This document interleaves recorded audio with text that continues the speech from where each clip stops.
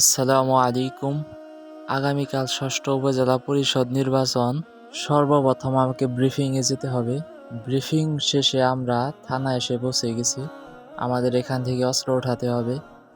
অনেকক্ষণ লাইনে দাঁড়িয়ে থেকে অস্ত্র উঠালাম। তো আলহামদুলিল্লাহ এখন আমরা যাচ্ছি আমাদের গাড়ির কাছে। সেখান থেকে শুধু ব্যালট পেপার বাদে নির্বাচনের সকল জিনিস নিয়ে আমরা গাড়িতে উঠে রওনা দিলাম আমাদের কেন্দ্রের উদ্দেশ্যে। আলহামদুলিল্লাহ খুব ভালোভাবে আমাদের কেন্দ্রে পৌঁছে গেছি। খাওয়া দাওয়া নামাজ শেষে আমরা বাহিরে বসে রয়েছি। সুবহানাল্লাহ, পাহাড়ি এলাকা তো মাশাআল্লাহ অনেক সুন্দর পরিবেশ। কালকে রাত ৩টার সময় আমাদের যেতে হবে ব্যালট পেপারের জন্য। পরের দিন সকালে আমরা ব্যালট পেপারের জন্য উপজেলার উদ্দেশ্যে রওনা দিলাম। তো উপজেলায় এসে পৌঁছেছি, দিচ্ছে না আল্লাহর রহমতে সকাল হয়ে গেল। তারপর আমরা ব্যালট পেপার নিয়ে আমাদের নির্বাচনের কেন্দ্রের উদ্দেশ্যে রওনা হলাম।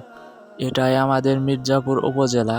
এখান থেকে সকালবেলা সকল কেন্দ্রের লোক এসে ব্যালট পেপার নিয়ে গেছেন।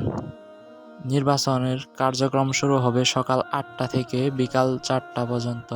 এলাকাটি মেইন রাস্তা থেকে ভেতরে, পাহাড়ি এলাকা। সুবহানাল্লাহ, দুপাশ দিয়ে সবুজ সারি সারি গাছ, কত সুন্দর। আর বাতাসটা, শীতল বাতাসটা অনেক সুন্দর ছিল।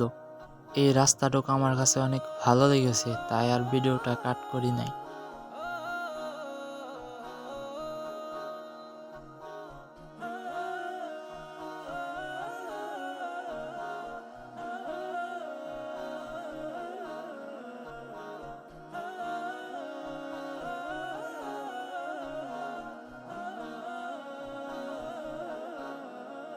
এই রাস্তাটা ভাঙ্গা ছিল অনেক।